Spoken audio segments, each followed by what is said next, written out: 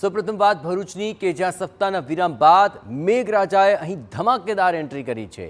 ભરૂચમાં વહેલી સવારથી ધોધમાર વરસાદ વરસ્યો હોવાના મળી રહ્યા છે અહેવાલ। વરસાદને પગલે નીચાણવાળા વિસ્તારોમાં પાણી ભરાવાની સમસ્યાઓનો પણ સામનો સ્થાનિકોને કરવો પડી રહ્યો છે। દ્રશ્યો આપ જુઓ, ધમાકેદાર વરસાદ બાદ રસ્તાઓ પરથી પાણી વહેતા જોવા મળી રહ્યા છે। નીચાણવાળા વિસ્તારોમાં પરિસ્થિતિ વધારે વિકટ જણાઈ રહી છે, કારણ કે અહીં પાણી ભરાવાની સમસ્યા સામે આવી છે। વાહન ચાલકો હોય કે રાહદારીઓ તમામને મુશ્કેલીઓનો સામનો કરવાનો વારો આવ્યો છે। જોકે એક અઠવાડિયા પછી ફરી અહીં મેઘરાજાએ ધમાકેદાર વરસાદ વરસાવવાનું શરૂ કર્યું હતું અને તેને કારણે આ વરસાદથી પાણી ભરાવાની સમસ્યાઓનો સામનો લોકોને કરવો પડ્યો। મુખ્ય માર્ગો ઉપર પાણી ભરાવાને કારણે વાહન ચાલકોની ગતિ પણ બંધ પડી હતી। રાહદારીઓને પણ આ વરસાદી પાણીમાંથી પસાર થવા માટે મજબૂર થવું પડી રહ્યું છે।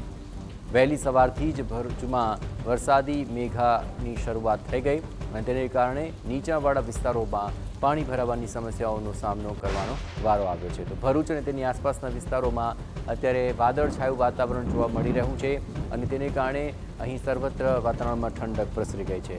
ભરૂચની આ વરસાદી પરિસ્થિતિ પર વધુ વિગતે વાત કરવા જોડાઈ રહ્યા છે ટીવી 9 સંવાદદાતા અંકિત મોદી। અંકિત, ભરૂચમાં શું છે વરસાદના હાલ? જી, વહેલી સવારથી ભરૂચમાં સતત વરસાદી માહોલ છે। વરસાદ ધોધમાર વરસી રહ્યો છે અને જેના કારણે ભરૂચ, અંકલેશ્વર, વાલિયા, ઝઘડિયા સહિતના વિસ્તારોમાં નીચાણવાળા વિસ્તારોમાં પાણી ભરાવાની સમસ્યાઓ પણ જોવા મળી છે। સાથે સાથે એક સપ્તાહના વિરામ બાદ વરસાદ વરસતા ઠંડક પણ પ્રસરી છે અને ખેડૂતો માટે પણ આ રાહતના સમાચાર છે। તો બીજી તરફ વાલિયાના ડેલી પાસે આવેલ ડાયવર્ઝનનું નાળું છે તેના ઉપર પાણી ફરી વળતા કીમ નદીના જ્યાં ભારે વાહનો માટે વાહન વ્યવહાર બંધ કરવાની ફરજ પડી છે, જેના કારણે વાલિયા ડેલીથી અંકલેશ્વરને જોડતો માર્ગ બંધ થયો છે। જી, આભાર અંકિત, તમામ ગતિવિધિઓ પર આપ નજર રાખતા રહેજો। તો આ ભારે વરસાદને કારણે અમુક માર્ગો બંધ કરવા પડે તેવી પરિસ્થિતિનું નિર્માણ થયું છે અને હજુ પણ આ વરસાદી હેરી અવિરત ચાલુ છે। જો કે નીચાણવાળા વિસ્તારોની અંદર વધારે વરસાદ વરસશે તો વધુ વિકટ પરિસ્થિતિનો સામનો કરવાનો વારો આવી શકે છે।